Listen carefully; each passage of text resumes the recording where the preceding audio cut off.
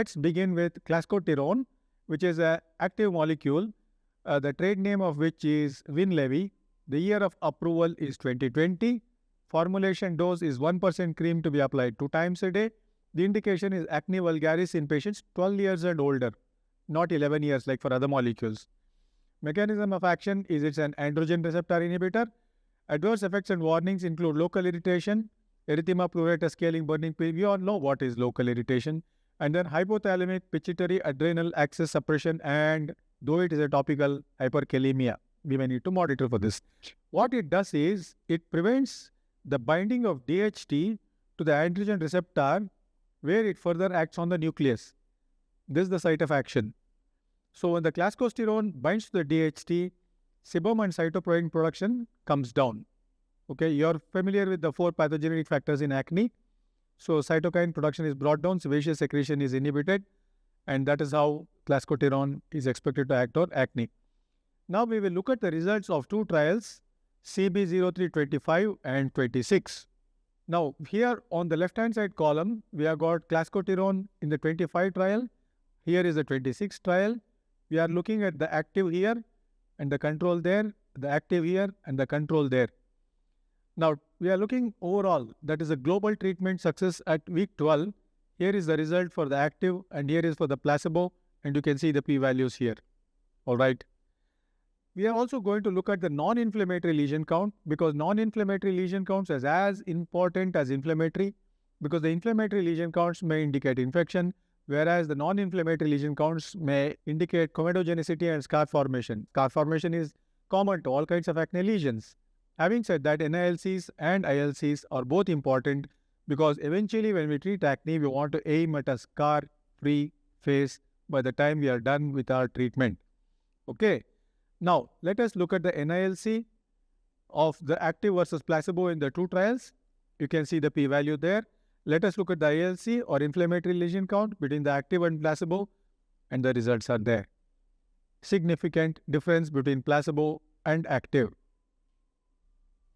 Now, absolute total lesion count, you can see here, but more importantly, here is the difference between the active and placebo. If you look at the non-inflammatory lesion count, here is the p-value over placebo. If you look at the inflammatory lesion count, here is the p-value between active and placebo. Now here, let's look at some clinical pictures from 3 different patients. Here is patient number 1 of the right cheek, 12 weeks later. This is patient number 2, right cheek, and 12 weeks later. In the patient number 3, we have seen the forehead at baseline and 12 weeks later. What you will notice here is that there is a certain amount of post-inflammatory erythema, but there isn't any shallow scarring. Of course, deep scarring takes longer, but there isn't any sign of scarring. So this looks like a promising treatment at the outset, judging by the photographs. But then when we do get the molecule for prescription, we will know better. This is how it is packed. It comes in a 60-gram tube, and it is named as Vin Levy clascoterone cream 1%. With this, let's go on to the next molecule. Okay. So now we are going to look at tapinarof. You must have read a lot about this. The active molecule is tapinarof.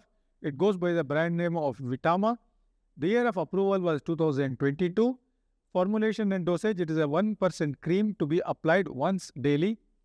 Indication is topical treatment of plaque psoriasis in adults. As you all know, up to 10% of the body surface area, we can do topical treatment. However, more than 3% of body surface area is called moderate psoriasis. Over 10% of body surface area is called severe psoriasis. If a patient doesn't have arthritis, up to 10% of body surface area, we can go ahead with a topical. And one of the new molecules available to us is this. The mechanism of action is it's an aryl hydrocarbon receptor agonist. So when it goes and binds to the receptor and prevents the ligand from joining the receptor, it is called an agonist. This is how antihistamines act. Likewise, the tapinarof. On the contrary, if it goes and neutralizes the ligand like TNF-alpha does, it is an antagonist. Here's the difference. Now, here are the adverse effects and warnings on use. It can induce folliculitis, nasopharyngitis, contact dermatitis, headache, pruritus, and influenza. So it can cause systemic symptoms, which can also be seen with certain molecules like imiquimod. Tapinarof cream 1% once daily was assessed in adults with plaque psoriasis in a 2 12-week phase 3 trials called the Soaring 1 and 2 trials and a long-term extension. Here's the reference in the right top corner. Clinical images highlighted treatment outcomes including meeting a physical global assessment score of 0 or 1 with a 2-point or greater reduction at week 12. Tapinarof led to rapid significant improvements even in patients not meeting the primary endpoint. The adverse events were mild to moderate folliculitis and contact dermatitis, and these were mostly localized and had low discontinuation rates. So, if in a study which is less than 12 weeks duration, if you see contact dermatitis, in all probability it indicates irritant contact dermatitis, though the time to sensitization can be as short as 3 weeks. Now, here this is more of a pictorial study which is very practical really speaking. Look at the PGA at baseline, week 4 and week 12.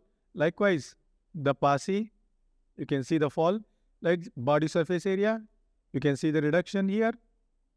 And DLQI, this is the most important thing, 11, 3 and C, we have reached a DLQI of 1 on the same patient in the right arm, whose photograph you see here at the end of 12 weeks. Then PPNRS, that is pain and pruritus numerical rating scale. This is very important symptomatic point of view. It is 9 here, 5 and 4 there.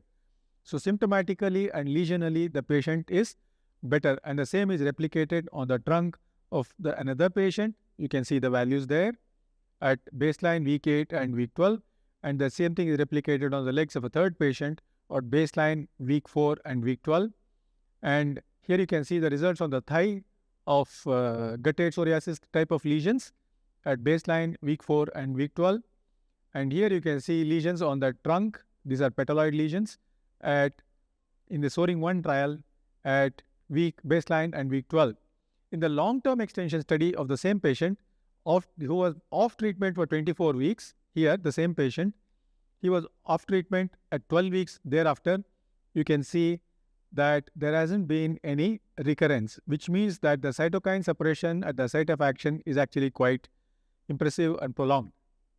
Here is a lesion of elephantine psoriasis at baseline, and here it is at week 12 in the Soaring 1 trial. Here is a lesion on the elbow, and you can see this. He was off treatment for 24 weeks as compared to this. In the long term, he was off treatment for 12 weeks in the extension study of the Soaring 1 trial. Now, hand psoriasis is a very difficult problem. You all know that people will come with lesions on the dorsa and seem to be recalcitrant to almost anything we have to offer. And here we see the results at baseline week 4 and 12. If you can do this to the hands of our patients, they'll be immensely thankful. Here is a lesion on the thigh, and this is the vehicle effect at baseline week 4 and 12. Not much of a difference. Folliculitis seen in 5 patients. Here, interestingly, in this photograph, you will see that there is one lesion. The folliculitis is turning into a psoriatic papule.